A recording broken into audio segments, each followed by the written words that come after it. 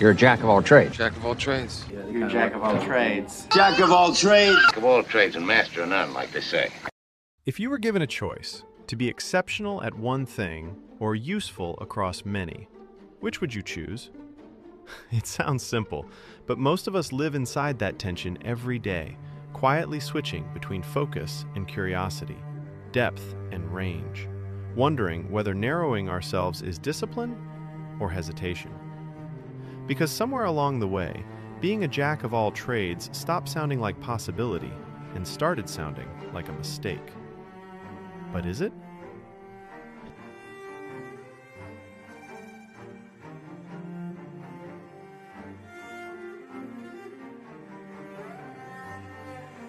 Let's start by defining what we are going to talk about.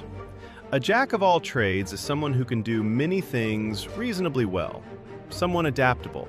Someone who doesn't rely on one single strength, but on having options when the situation changes. Someone like Spider-Man. Spider-Man isn't the strongest person in his world. That's the Hulk. He isn't the smartest. Iron Man or Reed Richards clearly outclass him. And he isn't the fastest. That's Quicksilver. You didn't see that coming. The other one. But Spider-Man is good at all of those things at the same time. He has strength, he has intelligence, he has agility. He can think under pressure, improvise mid-crisis, and adjust when the plan collapses, which it almost always does. What makes Spider-Man effective isn't that he dominates one dimension, but that he can move between many without freezing. If Spider-Man needs to stop a runaway train, he has options. He can use his strength to pull it back.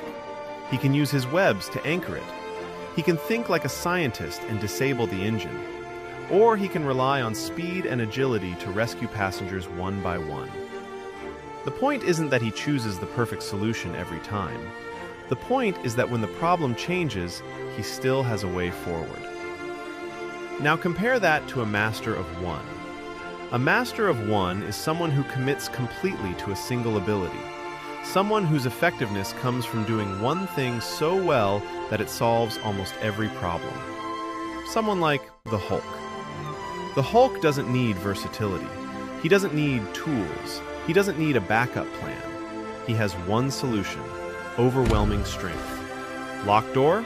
Smash. Alien invasion? Smash. God of mischief? Smash.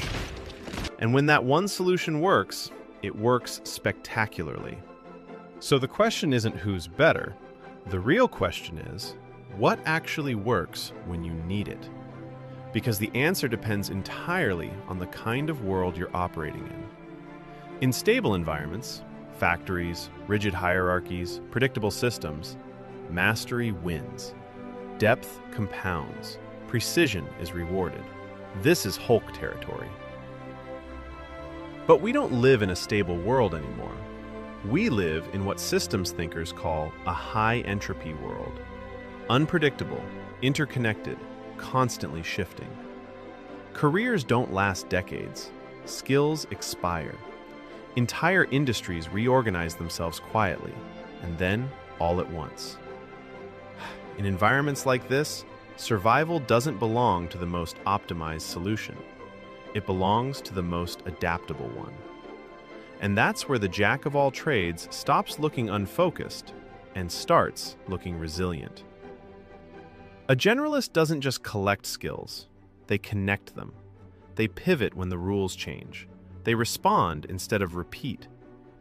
This isn't an argument against specialists. Specialists are essential. Surgeons, scientists, engineers. Mastery still builds miracles.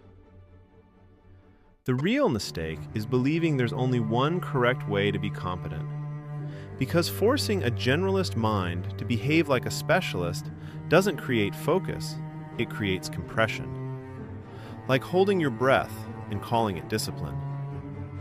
And forcing a specialist to constantly pivot doesn't create adaptability, it creates chaos. Different minds thrive in different strategies. Some find clarity by narrowing. Others find clarity by connecting. Neither is incomplete. Neither is inferior. And this is why the sentence everyone quotes should never have been cut in half. A jack of all trades is a master of none.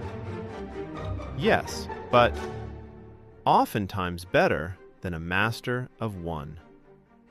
Not because they know more, but because they can respond when the world changes.